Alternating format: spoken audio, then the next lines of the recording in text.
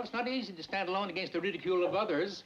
So we get 12. Angry Men wasn't just a courtroom drama shot in black and white. It was a creative prison that nearly suffocated its cast, a financial disaster that studios wanted to bury, and a film so claustrophobic that grown men broke down between takes. Here are 20 weird facts about 12 Angry Men that reveal how one of cinema's greatest achievements was almost never made. But stick around for the bonus fact because what happened to the film's budget will blow your mind. Let's get into it. Fact number 1. The entire film was shot in just 20 days. Sidney Lumet, making his feature film directorial debut, had exactly 20 days to capture one of cinema's most intense psychological dramas. Not 20 weeks. 20 days. The production schedule was so compressed that there was zero room for error, no time for elaborate setups, and absolutely no budget for reshoots. Lumet rehearsed the cast for 2 full weeks before cameras ever rolled, treating the production like a stage play. Every camera angle, every movement, every emotional beat was mapped out in advance. The actors knew their blocking so precisely that they could perform entire scenes without stopping. This wasn't just efficient filmmaking, this was controlled chaos masquerading as precision. The crew worked 12-hour days in suffocating conditions, knowing that every wasted minute could sink the entire production. That pressure shows in every frame. Fact number 2. Henry Fonda mortgaged his house to finance the film. Henry Fonda didn't just star in 12 Angry Men. He bought his way into it by risking everything he owned. The actor was so convinced of the material's power that he put up his own money and mortgaged his house to help finance the production. Studios weren't interested in a talky, single-location drama with no female characters and no action sequences. It was commercial poison. Fonda partnered with producer Reginald Rose, who had written the original teleplay, and together they scraped together a microscopic budget. The financial risk was devastating. If the film flopped, Fonda would lose his home, his family would be ruined. But Fonda believed in the story's message about justice, prejudice, and the courage to stand alone. He wasn't just betting on a film, he was betting on the idea that audiences would pay to watch 12 men argue in a room for 90 minutes. Fact number 3. The entire movie takes place in 3 rooms. Lumet and his team transformed limitation into artistic triumph. The film unfolds almost entirely within the jury deliberation room, with brief moments in the courthouse bathroom and the building's entrance. That's it. 3 locations, no exteriors, no cutaways to the crime scene, no flashbacks showing what really happened. The camera never leaves those 12 men. This radical constraint forced Lumet to find visual variety within monotony. As the film progresses and tensions rise, the camera angles get lower, and the lenses get longer, making the room feel like it's physically shrinking around the characters. The walls appear to close in. The ceiling drops lower. What starts as a spacious, well-lit room becomes a pressure cooker. Lumet called it a documentary of a conscience. The audience feels the claustrophobia as intensely as the characters. The room becomes another character, silent but oppressive. Fact number 4, Lee J. Cobb broke down crying after his big scene. Lee J. Cobb's explosive breakdown as Juror 3, the angry father whose personal pain blinds him to justice, required such emotional depth that it shattered him. After filming his climactic scene where his character finally collapses, admitting his estrangement from his own son, Cobb reportedly broke down in tears and couldn't stop. The raw emotion wasn't just acting. Cobb had his own complicated relationship with authority and family. He'd been caught up in the Hollywood blacklist era, forced to name names before the House Un-American Activities Committee. That shame, that guilt, that anger at himself, it all poured into Juror 3. Lumet understood what his actors were carrying. He knew Cobb wasn't just playing a stubborn juror, he was exorcising demons. The other actors gave him space after that take. Nobody spoke. The set fell silent. What audiences see on screen isn't performance, it's confession. Fact number 5. The set got hotter as filming progressed. Lumet deliberately made the jury room physically unbearable. As production continued, he instructed the crew to gradually increase the temperature on set. The actors weren't just pretending to sweat and suffer in the summer heat. They were genuinely uncomfortable, genuinely irritable, genuinely desperate for relief. The room started at a normal temperature during early scenes, but by the final deliberations, it was sweltering. Actors loosened ties, rolled up sleeves, and wiped their brows, not because the script demanded it, but because they couldn't help it. The cinematographer removed lights as filming progressed, not adding them. The room literally got darker and hotter. This wasn't cruelty. This was Lumet's genius for creating authentic conditions. He wanted real sweat, real exhaustion, real frayed tempers. The cast complained, but they understood. You can't fake that level of physical discomfort. The audience feels it because the actors felt it. Fact number 6. Jack Klugman was nearly fired for being too intense. Jack Klugman, playing Juror 5, the young man from the slums who understands switchblade culture, brought such fierce intensity to his role that producers worried he was too much. His delivery was harsh, his emotions raw. During early rehearsals, there were discussions about replacing him. Klugman's background in method acting meant he internalized his character's poverty and shame. He wasn't performing poverty. He was embodying it. Lumet defended him fiercely. The director recognized that Klugman's authenticity was exactly what the film needed. This wasn't a polished Hollywood product. This was supposed to feel real, uncomfortable, true. Klugman's performance, which modern audiences recognize as one of the film's highlights, almost got him kicked off the production. His famous scene explaining how switchblades work, delivered with quiet authority, became one of the film's pivotal moments. That moment almost never happened. Fact number 7. The original ending was much darker. Reginald Rose's original teleplay ended with the jurors simply leaving the courthouse, no names exchanged, no connection made between Juror 8 and Juror 9. The film's ending, where the older juror asks Fonda's character his name and they share a moment of mutual respect on the courthouse steps, was added during production. That brief exchange, now iconic, wasn't in the original script. Lumet and Rose realized the story needed a human moment after the intense deliberations.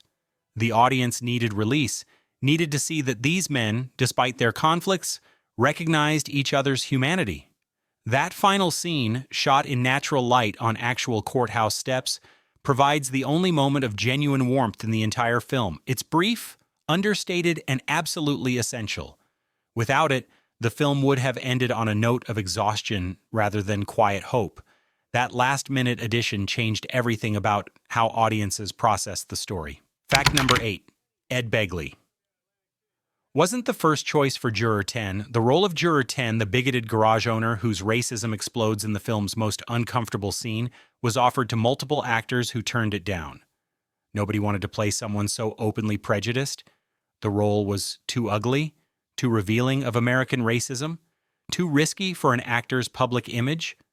Ed Begley, a character actor known for playing authority figures, took the part because he understood its importance. His infamous monologue where Juror 10 spews hatred while the other jurors literally turn their backs on him one by one remains one of cinema's most powerful indictments of prejudice. Begley delivered it in a single take. The physical blocking where each juror stands and walks away was meticulously choreographed. The silence that follows is devastating. Begley reportedly felt physically ill after filming that scene. He'd channeled something dark and real, and it disturbed him, but he knew it had to be done. Fact number 9. The knife scene was completely illegal. When Juror 8 produces a duplicate switchblade and stabs it into the table to prove the murder weapon wasn't unique, Fonda was actually violating New York law. Switchblades were illegal to own, carry, or purchase in New York City. The production had to get special permission from authorities to use the prop knife for filming. Even then, it was technically contraband on set. That famous moment where Fonda casually flips open the identical knife and destroys the prosecution's case was breaking the law every time cameras rolled. The prop department had to carefully track the knife's location at all times. It couldn't leave the set. It couldn't be sold afterward. The legal complications were enormous for a simple prop, but that knife is the entire story's turning point. Without it, there's no reasonable doubt. Without it, a potentially innocent young man goes to his demise. That illegal prop changed everything. Fact number 10. Joseph Sweeney was 82 years old during filming. Joseph Sweeney, who played Juror 9, the wise elderly man who first supports Juror 8, was 82 during production. He was older than the character he was playing. Working 12-hour days in increasing heat was physically punishing for someone his age. The crew worried constantly about his health. But Sweeney never complained, never asked for special treatment, never missed a day of shooting. His performance, gentle but firm, provides the story's moral backbone. When he quietly says, "I'd like to hear more," and becomes the second juror to vote not guilty, he shifts the entire dynamic. That moment required an actor with real gravitas, real life experience, real wisdom. Sweeney brought all of it. Go ahead and like and subscribe because these facts are about to get even stranger. The production secrets we're diving into next reveal just how close this masterpiece came to never existing. Fact number 11, the film bombed at the box office. Despite critical acclaim, 12 Angry Men was a commercial disaster. It made back barely over its tiny budget during its initial theatrical run. Audiences in 1957 weren't interested in a black and white drama about jury deliberations when they could watch lavish color spectacles and westerns. The film opened against major studio releases and got crushed. Theater owners complained. The distributor panicked. Fonda's financial gamble appeared to have failed catastrophically. His house, his investment, his belief in the project, all of it seemed wasted. The film earned less than $500,000 domestically. It was pulled from theaters after just a few weeks. Critics loved it. Awards bodies nominated it. But audiences stayed away in droves. The film's reputation and financial success came decades later through television broadcasts and home video. In its own time, it was considered a noble failure. Fact number 12. Boris Kaufman won an Oscar for cinematography. The only Academy Award 12 Angry Men actually won was for Boris Kaufman's cinematography, despite nominations for Best Picture and Best Director. Kaufman's visual strategy, using progressively longer lenses and lower angles to create increasing claustrophobia, was revolutionary. Early scenes are shot with wide lenses at eye level, making the room feel spacious and open. As tensions rise, Kaufman switches to longer lenses that compress space and make the walls feel closer. The ceiling enters the frame more frequently. The angles drop lower, looking up at the characters, making them appear trapped. By the final deliberations, the camera is positioned so low and the lens is so long that the room feels like a cell. This wasn't standard cinematography for 1957. Kaufman was inventing a visual language for psychological pressure. His work influenced countless filmmakers. Every claustrophobic thriller that followed owes something to Kaufman's radical choices in that jury room. Fact number 13, Martin Balsam had 1 week to prepare. Martin Balsam, playing the jury foreman, was cast just 1 week before production began. Another actor had dropped out, and Lumet needed someone immediately. Balsam had to learn his lines, understand his character, and integrate with a cast that had been rehearsing for days without him. He had no time to develop the foreman's personality, his quirks, his relationship with the other jurors. He just had to jump in. Balsam's solution was to play the foreman as slightly overwhelmed, trying to maintain control of a situation that's rapidly escaping him. That wasn't a choice. That was reality. Balsam genuinely was overwhelmed. The foreman's increasing frustration and helplessness mirrors the actor's own experience. What could have been a disaster became an advantage. Balsam's performance feels authentic because it was authentic. He was learning to manage chaos in real time, both as an actor and as a character. Fact number 14, the film's runtime changed during editing. The original cut of 12 Angry Men ran significantly longer than the released 96-minute version. Lumet shot coverage for scenes that eventually got trimmed or eliminated entirely. The opening sequence originally included more exposition about the trial, the defendant, and the crime. Test audiences found it unnecessary. They wanted to get into that jury room immediately, so Lumet cut it all. The judge's instructions were pared down to the absolute minimum. Background details were eliminated. The film became leaner, faster, more focused. This wasn't about removing bad material. It was about recognizing that less context made the story stronger. By denying audiences certainty about what actually happened, Lumet forced them to engage with the same limited information the jurors have. We don't know if the defendant is truly innocent.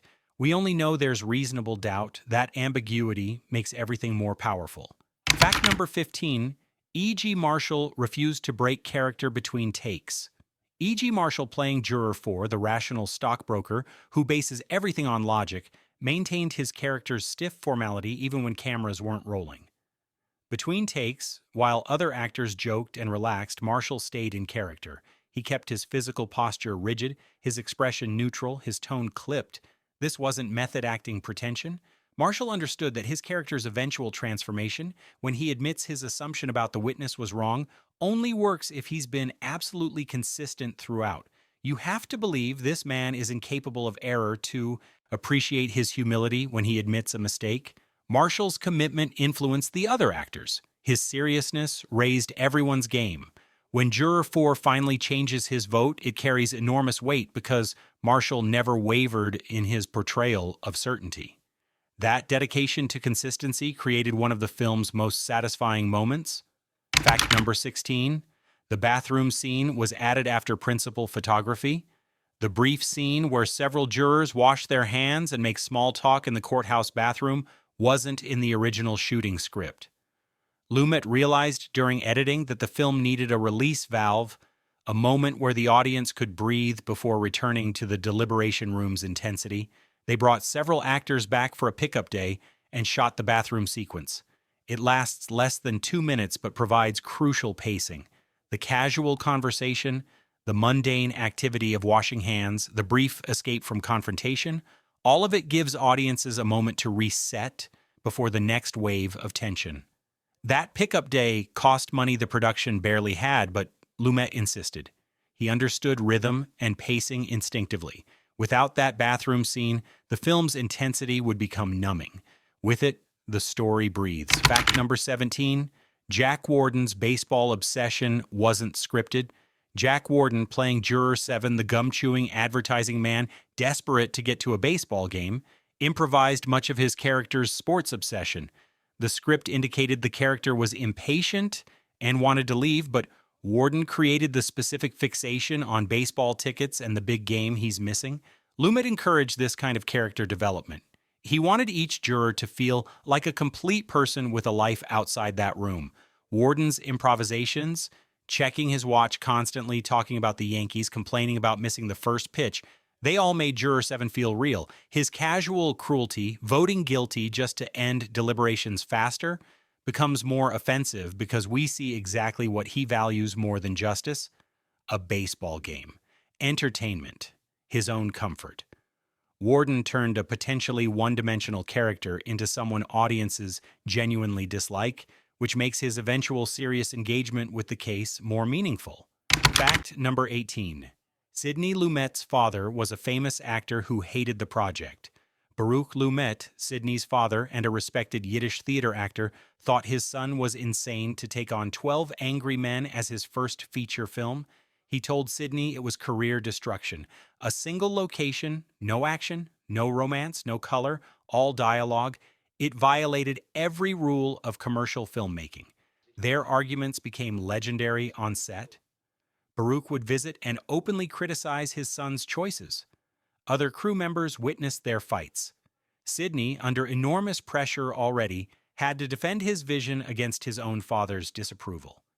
That tension, that need to prove himself, that determination to succeed despite doubt, it fueled the production. Sidney was directing the film for audiences, but he was also directing it for his father. He was proving something. When the film received critical acclaim and award nominations, Baruch finally admitted he'd been wrong. But during production, Sidney was battling his father's skepticism every single day. Fact number 19. The film has no musical score except over the credits. Composer Kenyon Hopkins wrote a full orchestral score for 12 Angry Men, but Lumet removed almost all of it. The only music that remains is over the opening and closing credits. Everything in between is silence, dialogue, and ambient sound. This was radical for 1957. Hollywood films used music constantly to tell audiences how to feel. Lumet rejected that manipulation. He wanted the actors' performances and the story's natural tension to create all the emotional impact. No swelling strings to indicate drama, no ominous horns to signal danger, just 12 men talking in a room. The absence of music makes everything feel more real, more documentary-like, more immediate. It also makes the few sound effects, the rain starting, the elevated train passing, the fan blades rotating, stand out dramatically. Lumet's choice to strip away the score was controversial, but it fundamentally changed how the film feels. The silence is as powerful as any orchestra. Fact number 20, Robert Webber nearly quit over the heat. Robert Webber, playing Juror 12, the slick advertising executive with constantly changing opinions, almost walked off set during the final week of production. The deliberately increased temperature, the 12-hour days, the intensity of the performances, it all became too much. Webber complained to Lumet that the conditions were unreasonable and potentially unsafe. Other actors were struggling too, but Webber vocalized what everyone felt. Lumet sat with him privately and explained his vision, why the discomfort mattered, how it served the story. He asked Webber to trust him for just a few more days. Webber stayed, but he later admitted he regretted not standing firmer on working conditions. The irony is that his performance, showing a man swayed by whoever spoke last, desperately wanting to please everyone, needed exactly the kind of exhausted confusion that the brutal shooting conditions created. Bonus fact, the entire budget was $340,000. For context, Ben-Hur, released 2 years later, cost over $15 million. 12 Angry Men was made for less than the catering budget of a major studio production. That $340,000 covered everything. Actors' salaries, set construction, the 20-day shooting schedule, editing, sound mixing, everything. Fonda deferred his salary to help make it possible. The entire production was a miracle of efficiency and creative constraint. That microscopic budget forced innovations that became the film's greatest strengths. No money for multiple sets meant focusing intensity on a single location. No money for stars meant casting brilliant character actors. No money for extended schedules meant rehearsing thoroughly and shooting efficiently. The limitations that should have crushed the film instead defined its genius. Modern films spend more on marketing campaigns than 12 Angry Men spent on its entire existence.